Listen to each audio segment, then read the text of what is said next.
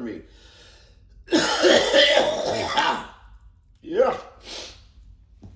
That's the 420 from in Williamsburg. In Williamsburg. 7-leaf clover. 2 locations. On either side of Metropolitan.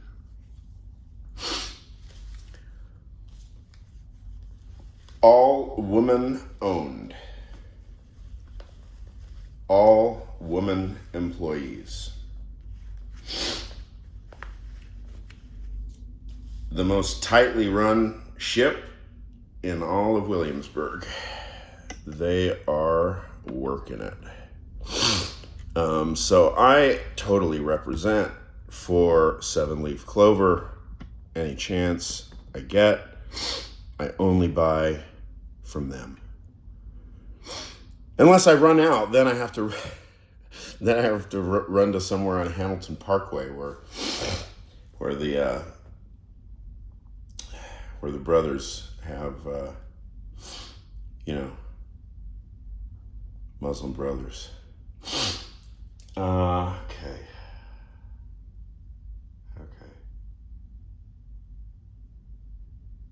Oh, right. Okay. Gotta get sort of more, because the visual composition is just not as good if you can only see my eyes. Maybe I'll move out to the other room. Okay, so explain yourself, Dimitri. Explain yourself.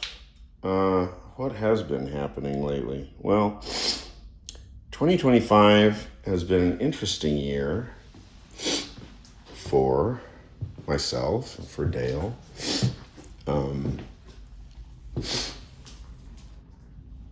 I moved to Sunset Park last December, so it's coming up on a year of my being here.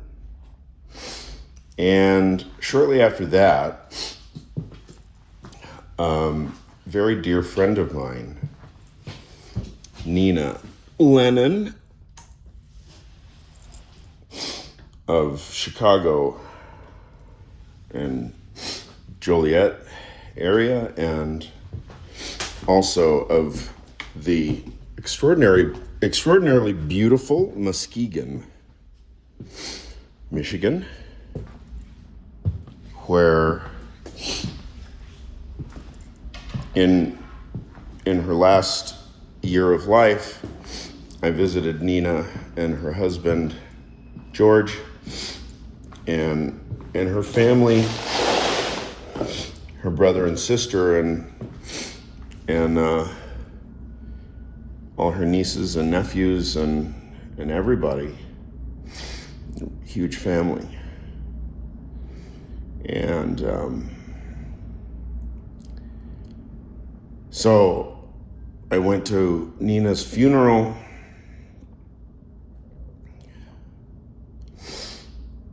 I don't remember the exact date. It was at the beginning of the year. And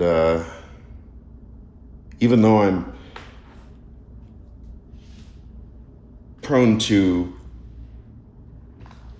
100% constant self-contemplation, it's just the way it is.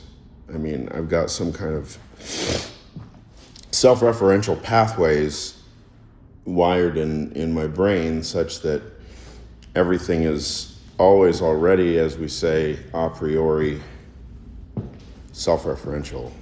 And so naturally all the worries about the bad word, which I don't even like to say certain words, like the word wicked, for example, even though British youth, when I was coming up in techno, I mean, wicked was pretty standard, and then a bunch of us in Southern California were just saying wicked all the time, but actually wickedness doesn't really have a very nice history as a concept, so I don't guess I depend on using the word wicked to express my enthusiasms. So anyway, I'm prone to incessant sort of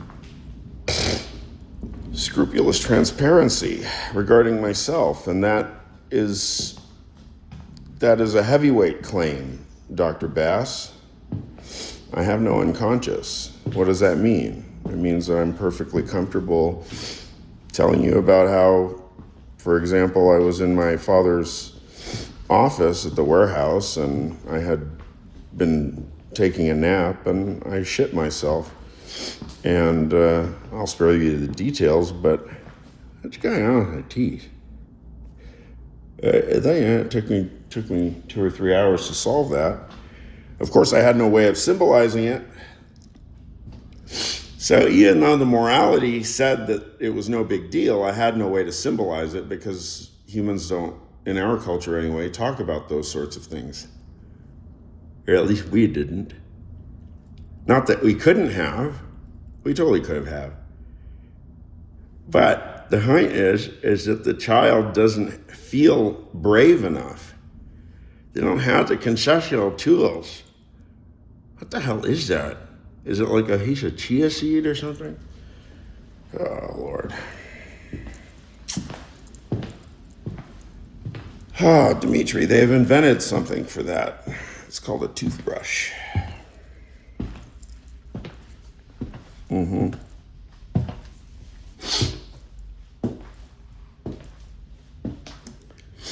So then I just started getting really shaken up, testosterone-wise. And I started really, I guess we could say, stress testing LLMs and ChatGPT and what do you call it?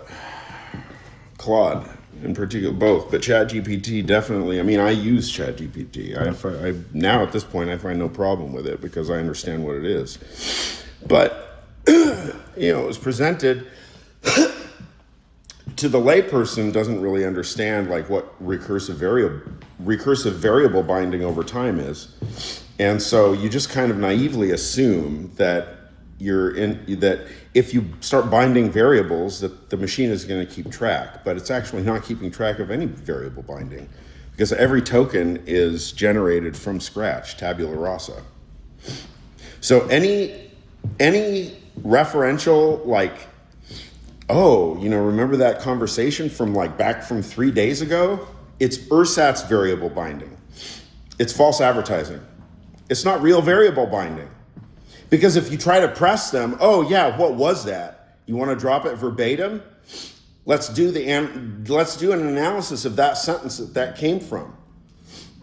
What are its immediate presuppositions that went into the semantico-logical structure of that sentence? It'll just fall on its face. So in other words, it's ersatz recursive variable binding, LLM. Once you understand that that's what it is, and that truth and falsity really don't enter into it, parentheses, then how do you do protein folding? Easy. You just do it probabilistically, recursively at Planck resolution. You don't have to bind variables. You just have to do it over and over and over again, and then the probability stacks up. And if you're doing it at Planck resolution, it's good enough because protein folding is happening way above Planck resolution, right? It's much lower resolution information, protein folding, than information that's articulated at Planck level, right? Good. Okay. So, once I got straight, at least for myself, about LLMs, that if there's an epistemic problem, then go talk to Kurt Gödel, basically. But, so if you've got a variable binding problem, go talk to Kurt Gödel. But if we're just running probabilities and we're not running epistemology at all, and we just follow the teaching of Branden Fitelson and his wife, Professor Eliassi-rad, right, would do everything with probability, and you can kind of do away with, hard Aristotelian and bivalent truth values To some degree, you can 80-20 it, you can Pareto the thing, right? That's okay, isn't it? We're adults, we make compromises. Why does it have to be black and white? Why all or nothing? You know, what percentage of me is Muslim? I fucking don't know. I know a few Arabic words. I know the only God is Allah. I know that Muhammad, peace be upon him, is the messenger. So what else do you want from me? You know, when sometimes I talk to Muslims, just in the abstract about religion in general, you know, they'll make jokes about Christianity. They don't really have any hard feelings, but they're like, you guys are like, we don't understand. You have to get an academic degree in order to understand what's going on in Christianity. In Islam, it's two things. God is Allah. Muhammad, peace be upon him, is the messenger. And there you have it.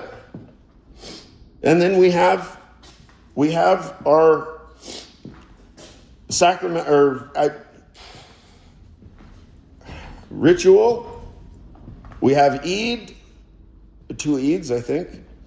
We have Eid, we have Ramadan, and so on. What percentage of me is Muslim now? What kind of a question is that?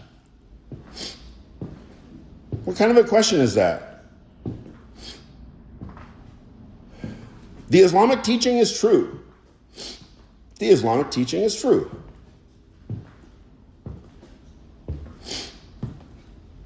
Sharia law. We have questions. Of course, we have questions. That is a hard question. Maybe it's the question. Sharia law. But Sharia law ultimately is not even based on any conceptualization of gender per se. That's a subcomponent.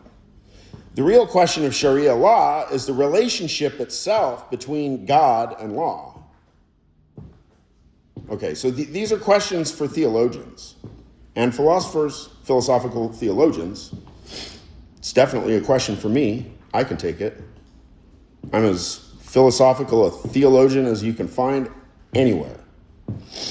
So I know what the stakes are, but the stakes can become obscured because they are a bit tedious, and just listen to me. It's nonstop tedium.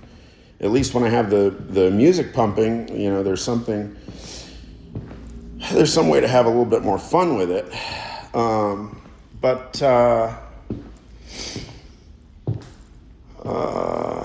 So anyway, that's LLMs. So I don't know. Yes,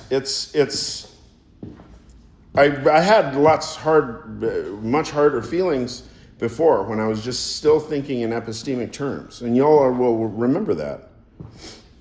I was still thinking in epistemic terms, being like, this thing has no regard for truth. Okay, it's a hallucination, but what percentage? And what is a hallucination anyway? Where are the semantics coming from? If a hallucination is bunk, you don't even know which is hallucinated and which is not. But it all emerged from the previous semantics of the axiom tree, right? Well, the theorem tree or decision tree. Well, okay, so, and I had sent now, I don't know how many emails. I sent emails to Marcus Gabriel. He's in Bonn, I think. Graham Priest, Steve Yablo, I don't know, a bunch of philosophers saying like, is there a conversation here about LLMs? And, it's like, anyway, these are my teachers. They know me. I've sat in their classroom for semesters. So what's happening? So then I start making heavy weather. Heavy weather, what? What was the next heavy weather? Oh, yeah. Why aren't philosophers yelling and screaming about certain political facts in the United States? How come Professor Chomsky didn't just hang up his position? Like, what does he need? Say, look, I protest. I resign. I resign from academia. If academia could produce this disaster, to the degree that we're responsible, then I own that and I resign. I'm done. But you don't see any one American academic professor resigning in protest. Instead, Timothy Snyder and Marcy Shore and Jason Stanley, they run to Toronto. And then they get on their soapbox from Toronto. Ostensibly what? With jobs at the whatever institution is harboring them? Maybe I shouldn't use that word, but resign. Don't leave the country, just resign. Say, I am a Yale professor and I resign in protest. That is what a philosopher does. That is what Henry David Thoreau does. That is what Ralph Waldo Emerson did not do. And Thoreau said, what? Hey, why are you out there? Don't ask me why I'm in here. In jail, I'm supposed to be in jail. And so are you, Emerson. Why are you out there? Marcy Shore, Jason Stanley, huh? Tim Snyder, on tyranny. My ass. On Canada, more like it. Name checks galore. Aphex twin, Mike Paradinas, Luke Vibert, represent.